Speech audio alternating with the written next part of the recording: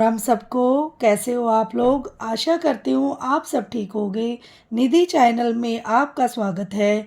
तो कार्तिक मातम का आज हम 35वें अध्याय का पाठ करेंगे। और अनुपम कथा कार्तिक होती है संपन्न, इसको पढ़ने से श्री होते हैं प्रसन्न। इतनी कथा सुनकर सभी ऋषि सूत जी से बोले, हे सूत जी, आप हमें तुलसी विवाह की विधि बतलाइए। सूत जी बोले, कार्तिक शुक्ला नमी को द्वापर युग का आरंभ हुआ है, अतः यह तिथि दान और उपवास में कर्मशय पूर्वा व्यापिनी तथा प्राह व्यापिनी हो तो ग्रह है। इस तिथि को नवमी से एकादशी तक मनुष्य शास्त्रोक्त विधि से तुलसी के विवाह का उत्सव करे तो उसे कन्यादान का फल प्राप्त होता है। पूर्व काल में कनक की पुत्री किशोरी ने एकादशी तिथि में संध्या के समय तुलसी की वैवाहिक विधि संपन्न की। इससे वह किशोरी वैधव्य दोष से मुक्त हो गई। अब मैं उसकी विधि बतलाता हूँ। 1 तोला सुवर्ण की भगवान विष्णु की सुंदर प्रतिमा तैयार करवाएं, अथवा अपनी शक्ति के अनुसार आधे या चौथाई तोले की भी प्रतिमा बना लें। फिर तुलसी और भगवान विष्णु की प्रतिमा में प्राण प्रतिष्ठा करके षोडशोपचार से पूजा करें। पहले देश काल का स्मरण करके गणेश पूजन करें। फिर पुण्यवाचन कराकर नंदी श्राद्ध करें। तत्पश्चात वेद मंत्रों के उच्चारण और बाजे आदि की ध्वनि के साथ भगवान विष्णु की प्रतिमा को तुलसी जी के निकट लाकर रखें। प्रतिमा को वस्त्रों से आच्छादित करना चाहिए। उस समय भगवान का आह्वान करें, भगवान केशव आइए देव, मैं आपकी पूजा करूँगा, आपकी सेवा में तुलसी को समर्पित करूँगा, आप मेरे संपूर्ण मनोरथों को पूर्ण करें। इस प्रकार आह्वान के पश्चात 3 दिन बार अर्घ पाद्य और विष्टर का उच्चारण करके इन्हें बारी बारी से भगवान को समर्पित करें। फिर आचमनीय पद का 3 बार उच्चारण करके भगवान को आचमन कराएं। इसके बाद कांस्य के बर्तन में दही, घी और मधु रखकर उसे कांस्य के पात्र से ही ढक दें तथा भगवान को अर्पण करते हुए इस प्रकार कहें, वासुदेव आपको नमस्कार है। यह मधुपर्क दही, घी तथा शहद के मिश्रण को मधुपर्क कहा जाता है, ग्रहण कीजिए। तदंतर हरिद्रा लेपन और अभंग्य कार्य संपन्न करके गोधूलि की वेला में तुलसी और विष्णु का पूजन पृथक पृथक करना चाहिए। दोनों को एक दूसरे के सम्मुख रखकर मंगल पाठ करें। जब भगवान सूर्य कुछ कुछ दिखाई देते हो तब कन्यादान का संकल्प लें।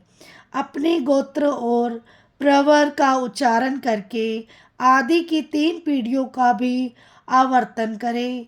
तत्पश्चात भगवान से इस प्रकार कहें, आदि मध्य और अंत से रहित त्रिभुवन प्रतिपालक परमेश्वर, इस तुलसी दल को आप विवाह की विधि से ग्रहण करें।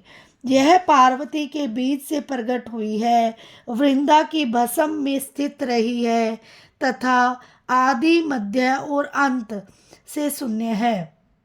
आपको तुलसी बहुत ही प्रिय है, अतः इसे मैं आपकी सेवा में समर्पित करता हूँ।